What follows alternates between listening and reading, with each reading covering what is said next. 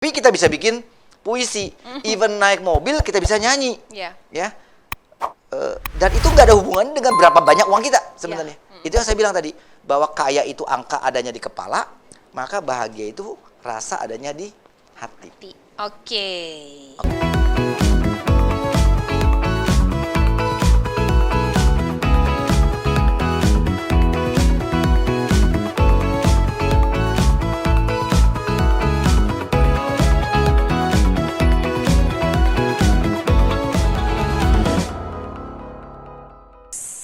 Baik. Pertanyaan berikutnya adalah begini. Pertanyaan berikutnya gini. Ini ada pertanyaan dari Yuliana Lee. Bagaimana cara menjadi bahagia walau belum mencapai financial freedom? Saya sudah bilang tadi. Ini dia tadi Ya, itu barusan. ini adalah dua hal yang berbeda. Iya. Ya kan, Anda bisa bahagia sekarang, ya. Nggak perlu nunggu Nggak sampai perlu financial kaya, freedom. ya kan. Kalau Anda bisa bernyanyi, berbikin puisi sambil minum kopi, enggak bahagia, ya kan. Kalau Anda kita bisa fokus terhadap hal-hal yang salah terhadap hidup kita, tetapi kita bisa fokus juga terhadap ada nggak hal yang salah terhadap hidup kita? Ada. Pasti. Ada nggak yang benar terjadi Pasti dalam hidup juga kita? Ada. So we fokus, kita punya choice, punya pilihan untuk fokus kepada hal-hal yang benar, yang baik, yang membuat kita bahagia. Iya. Pilihannya kita. Iya, iya. Pilihannya di kita gitu kan. Nah, jadi ini nggak ada hubungannya, ya, Oke. bahagia dengan Caranya financial ya freedom. udah, jadi fokus aja sama. Oke, caranya gini. Saya ada cara yang kita harus bersyukur. Saya suatu ketika ketemu sama satu orang senior saya, terus dia ngajarin bagaimana caranya bersyukur. Bersyukur itu bisa dilatih. Ya, ini menarik. Bersyukur tuh bisa dilatih. Gimana caranya? Dengan memberi. Ya, bersyukur itu bisa dilatih dengan berlatih memberi.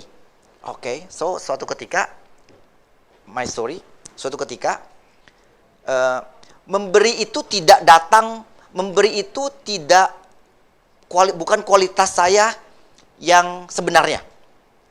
Oke, saya itu datang dari keluarga pedagang Chinese. Ya, keluarga pedagang Chinese itu adalah compulsive saver. Dia adalah penabung. Ya, budayanya menabung. Yep. Jadi menabung buat saya come natural. Yep. Ya, saya selalu spend kurang daripada yang saya hasilkan. I always spend less dan kemudian saya menabung.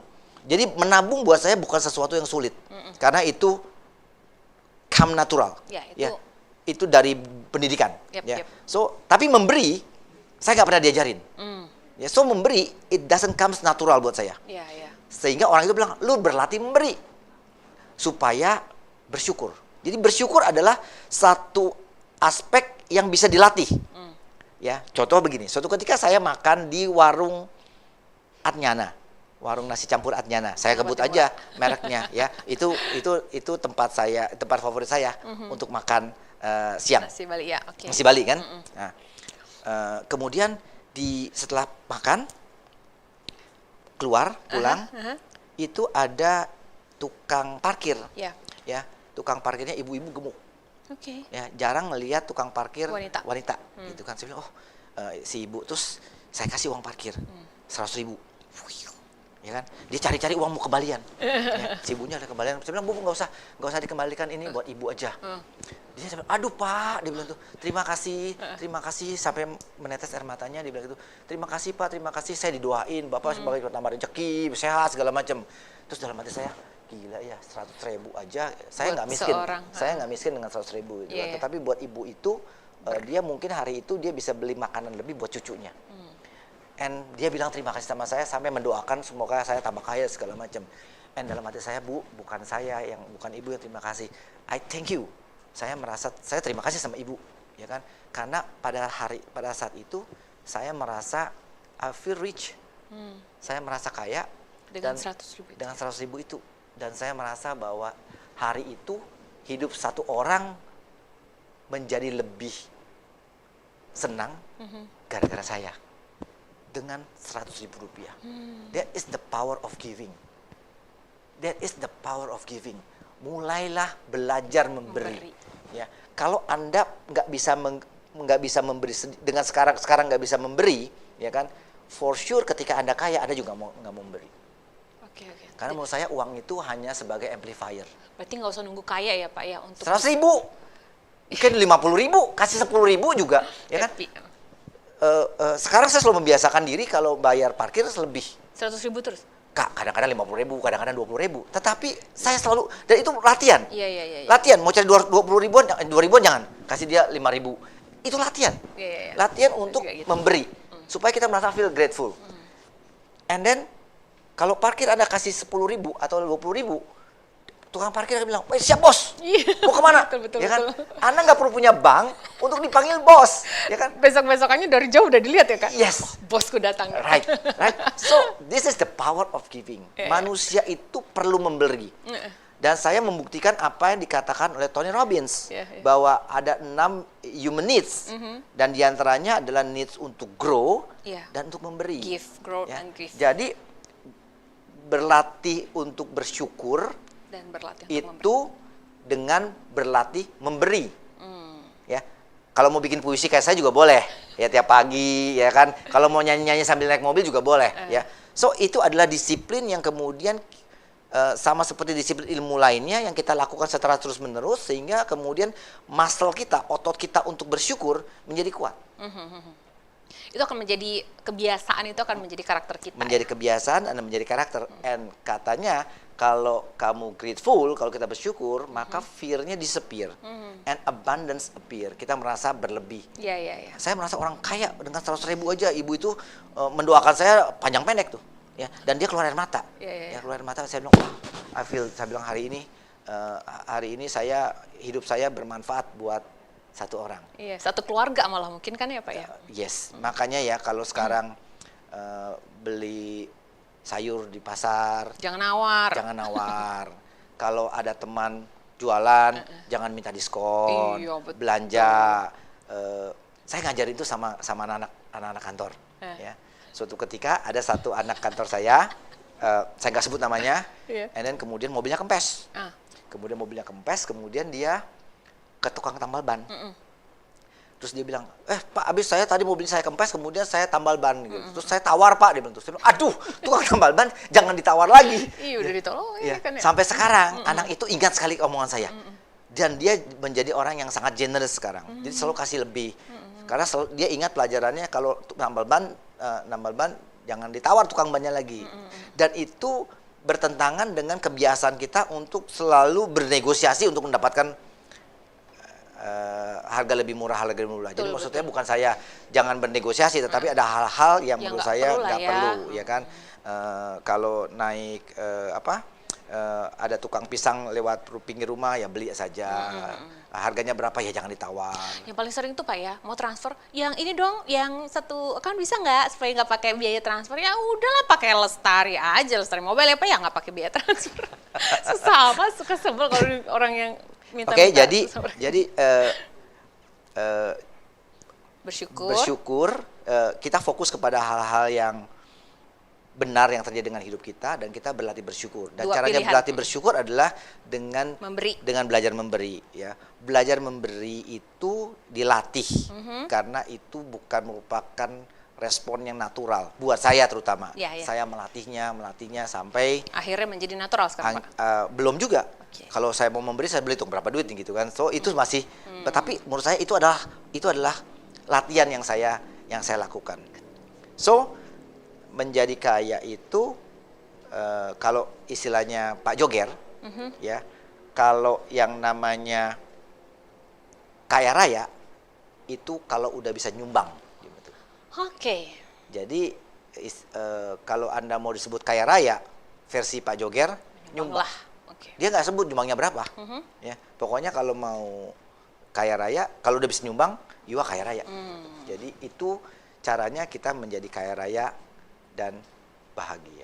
Oke, gampang banget jadi nggak usah nunggu sampai financial freedom ya. Tapi kalau sudah bisa mulai memberi itu sudah membuat kita menjadi bersyukur dan kaya. Last closing story. Oke, story. Ya. So no questions ya. Ya, The last story. closing story mengenai kaya bahagia, ya kan? Kaya raya, kapan? bahagia. Ya, kaya raya dan bahagia kapan? Jadi ceritanya ada satu orang kota dari Jakarta atau Surabaya Oke. datang ke Bali. Oke. datang ke Bali, kemudian dia main-main ke Pantai Kedonganan. Kemudian di Pantai Kedonganan jam 10, jam 11 lah gitu ya. Terus dia lihat ada nelayan sedang duduk-duduk di bawah pohon kelapa. Duduk-duduk sampai terkantuk-kantuk, ya, sambil dengerin musik. Terus si orang kota ini bertanya sama nelayannya, Bapak nggak ke pantai, nggak ke laut, nangkap ikan? Terus Pak nelayan bilang, sudah, tadi pagi saya sudah ke laut, sudah dapat ikan, gitu kan. Terus sekarang kenapa nggak pergi ke laut lagi? Kan masih jam 11, jam 10, jam 11, Pak, kenapa nggak ke laut lagi? Oh, si Bapak nelayan nanya, oh, kenapa saya harus ke laut lagi? Kalau Bapak ke laut lagi kan dapat ikannya lebih banyak. Oh, kata Pak nelayan, terus kalau ikan saya lebih banyak, Kenapa? kenapa? Loh, Bapak dapat uang lebih banyak. Nanti Bapak bisa beli kapal 2, lama-lama. Kalau kapal saya 2, terus kenapa? Kalau Bapaknya kapalnya 2, nanti kapalnya Bapak bisa 10. Kalau kapal saya 10 gimana? Nanti Bapak punya uang banyak, Bapak bisa bikin pabrik pengolahan ikan. Supaya tambah banyak ikan lagi. Kalau saya punya pabrik pengolahan ikan, uang saya banyak, terus Bapak bisa istirahat santai. Bapak bisa santai-santai menikmati hidup. Terus kata si Bapak nelayan, sekarang saya lagi ngapain? Emang kamu lihat saya lagi ngapain gitu ya? Kenapa harus nunggu begitu panjang untuk prosesnya. bisa menikmati hidupnya? Santai-santai. So my point adalah, untuk bahagia nggak perlu kaya. Nggak perlu nunggu. Why wait? Kenapa nunggu harus kaya dulu baru bahagia? Karena bahagia adanya di dada, adanya di rasa, adanya di dada. Kaya adalah angka adanya di kepala. Dua hal yang berbeda. Nggak usah tunggu kaya untuk bahagia. Nah, betul. Jadi pertanyaan tadi terjawab banget kalau That is misalnya. my closing statement. Sip. Mantap sekali. Jadi jangan sampai dua hal yang berbeda ini terus jadi bikin kita tidak bisa jadi bahagia karena belum kaya dan lain sebagainya. Ya Pak ya. Yes. Thank you so much Pak Alex. Ini adalah edisi ke-10, edisi terakhir untuk sesi yang pertama. Maka boleh lebih lama dikit waktunya.